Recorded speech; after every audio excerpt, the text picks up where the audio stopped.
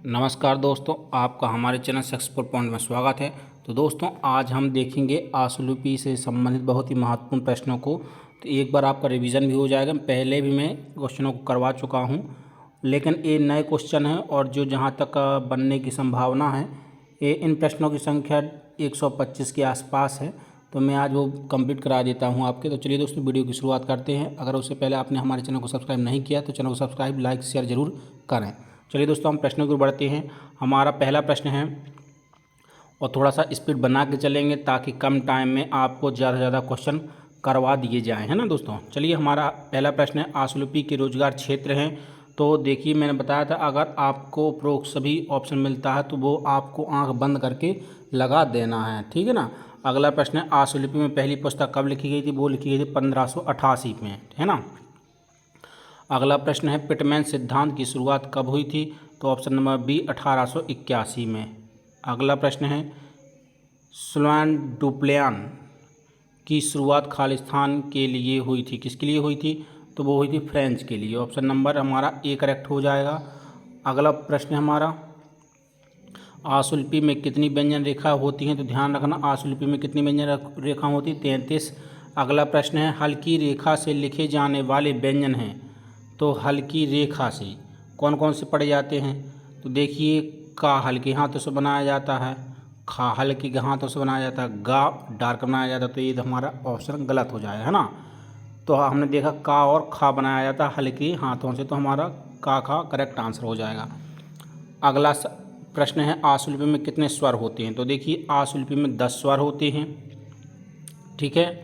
अगला प्रश्न है दोस्तों हमारा, हल्के डैश से हम खालिस्तान को दर्शाते हैं। तो किसको दर्शाते हैं हल्के डैश से? तो वो आप दर्शाते हैं गहरा, वो सॉरी, आप दर्शाते लघु स्वरों को, है ना। जो छोटे स्वर होते हैं उनको आप दर्शाते हैं हल्के डैश से। अगर मोटा डैश बोले तो दीर्घ स्वर वगैरह आप दर्शाते हैं। तो इनको याद करें। बड़ा आ को हम किससे दर्शाते हैं? तो बड़ा आ को हम क्या है, गहरा बिंदु से दर्शाते हैं ना। तो ध्यान रखना, बड़ा गहरा बिंदु से क्या स्वर में हम रख देते हैं ना, मोटा बिंदु, है ना, जिसको बोलते हैं, वही गहरा बिंदु कहलाता है। अगला प्रश्न है, आय एक प्रकार का खालिस्तान है। तो ये लघु स्वर होगा, है ना, ध्यान रखना इस चीज़ को। तो ऑप्शन नंबर ए करेक्ट हो जाएगा। अगला प्रश्न है, रेखाओं की दोनों दिशाओं को कितने भागों में विभाजित किया जाता है? तो वो 3 भागों में, है ना। क्योंकि आप जैसे कोई भी का वर्ग है ना, तो आप कितनी जगह पर स्वर लगा सकते हैं? 3 जगह पर स्वर लगा सकते हैं। तो 3 भागों में विभाजित किया गया है। अगला प्रश्न है हमारा, यदि स्वर रेखा से पहले आए तो उसे रेखा के किस ओर दर्शाते हैं? तो बाईं ओर, ठीक है। अगर कोई स्वर आए तो उसकी बाईं ओर दर्शाते हैं, अगर बाद में आए तो दाईं ओर दर्शाते हैं। तो ये हमारा ए करेक्ट आंसर हो जाएगा। अगला प्रश्न है, किस स्थान पर स्वर समतल रेखा को काट कर लिखा जाता है? तो वो तृतीय स्थान का स्वर होता है। आपको पता होगा, जो प्रथम स्थान का स्वर आता है वो लाइन के बीचों बीच रहता है ऐसे, और जो द्वितीय स्थान का स्वर होता है वो लाइन पर रहता है, और जो तृतीय स्थान का स्वर होता है वो लाइन काट के रहता है ना। तो आप इनको भी आपको पता होना चाहिए, और ऐसे ही प्रश्न एग्जाम में आते हैं। अगला प्रश्न है, द्वितीय स्थान का स्वर समतल रेखा पर कहाँ दर्शाया जाता है? तो समतल रेखा पर छूता हुआ, टच करता हुआ जाएगा। गले में रुकावट के कारण पैदा होने वाली ध्वनि को क्या कहते हैं? स्वर कहते हैं। अगला प्रश्न है, आशुलिपि में दीर्घ स्वर कितने होते हैं? तो वो आपको पता है 6, ठीक है ना। दीर्घ स्वर कितने होते हैं? 6 होते हैं। दीर्घ स्वर अव को आशुलिपि में किसके द्वारा प्रकट किया जाता है? वो गहरे डैश के द्वारा। किसके द्वारा? गहरे डैश के द्वारा प्रकट किया जाता है अव को। एक व्यंजन रेखा से प्रकट किए जाने वाले शब्द को क्या कहते हैं? तो वो कहते हैं शब्दाक्षर। ऑप्शन नंबर ए करेक्ट हो जाएगा हमारा। अगला प्रश्न है, 2 या 2 से अधिक व्यंजन रेखाओं से प्रकट किए जाने वाले शब्द को क्या कहते हैं? वो कहते हैं आप संक्षिप्ताक्षर, है ना। ऑप्शन नंबर बी करेक्ट हो जाएगा। अगला प्रश्न है, 2 स्वरों के एक साथ आने पर निम्न में से क्या बनता है? तो बनता है द्विस्वर। किसी बिंदु या डैश से प्रकट होने वाले शब्द को क्या कहते हैं? तो किसी बिंदु या डैश से वो क्या कहलाते हैं? आपके शब्द चिन्ह कहलाते हैं ना। ऑप्शन नंबर सी करेक्ट हो जाएगा। वाक्यांश निर्माण में है के लिए क्या प्रयोग किया जाता है? तो वो है के लिए क्या प्रयोग किया जाता है? वो है टिक, ठीक है।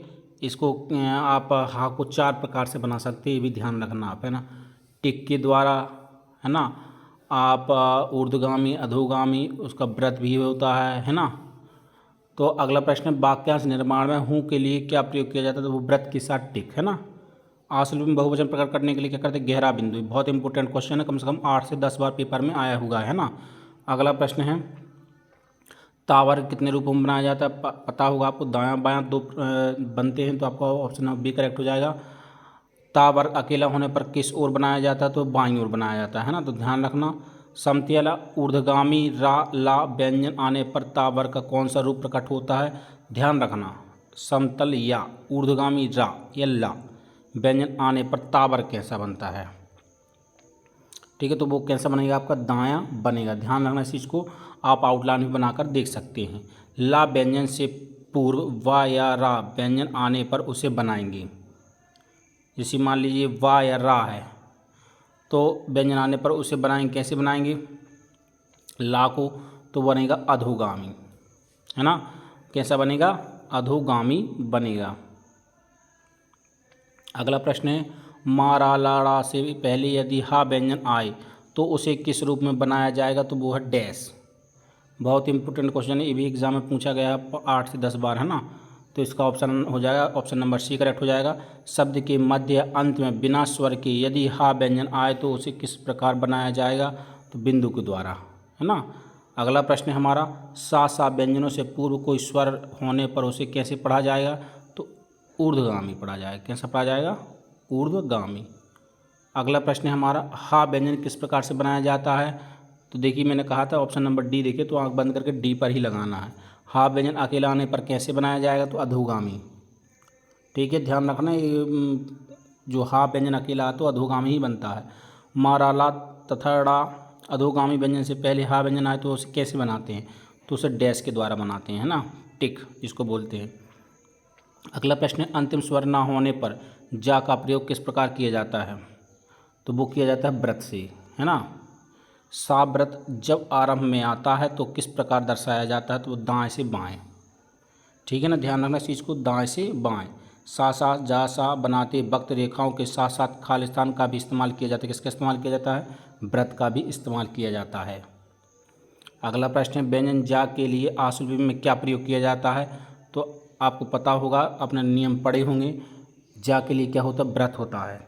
छोटे व्रत पढ़े होंगे आपने, उसमें के अंतर्गत आता है।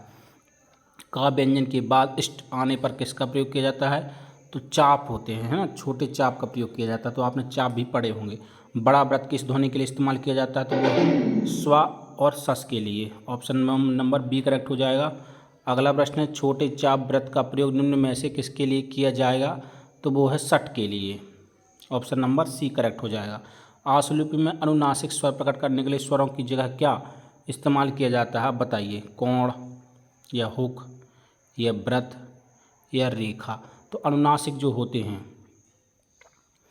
उनके लिए हुक का प्रयोग किया जाता है ना। तो हमारा ऑप्शन नंबर व्रत का प्रयोग किया जाता है, सी करेक्ट हो जाएगा, है ना। आश्वलिपि में अनुनासिक स्वर प्रकट करने के लिए स्वरों की जगह क्या इस्तेमाल किया?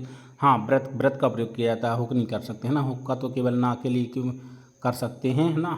तो बाकी के लिए क्या है? व्रत का यूज़ कर सकते हैं। ऑप्शन नंबर सी करेक्ट हो जाएगा। अगला प्रश्न है, काम की ध्वनि को आश्वलिपि में प्रकट करने के लिए रेखा के सामने क्या लगाया जाता है? तो वो लगाया जाता है आपका डैश। काम की ध्वनि को, है ना, वक्र रेखाओं पर कौन सा हुक बड़े हुक के रूप में लगाया जाता है? तो वो लगाया जाता है ला। बड़ी रेखा, अब छोटे हुक पड़े हैं, बड़े हुक पड़े हैं ना। तो आप जैसे कि कुछ भी अगर, तो बड़ा हुक हो गया, छोटे हुक के लिए आप ऐसे लगाते हैं ना। सन के स्थान पर यदि साय आए तो अंतिम व्रत में क्या जोड़ा जाएगा? तो वो हुक जोड़ा जाएगा। तो हमारा ऑप्शन नंबर बी करेक्ट हो जाएगा। अधिकरण का प्रयोग, मतलब अर्धीकरण है। समय वक्त तृतीय स्थान का स्वर आने पर व्यंजन रेखाओं को खाली स्थान पर लिखा जाता है, तो लाइन पर। ठीक है, ऑप्शन नंबर बी करेक्ट हो जाएगा। जब शब्द के अंत में तर तार डर डार आए तब किसका प्रयोग किया जाता है? तो वो है दूनीकरण का।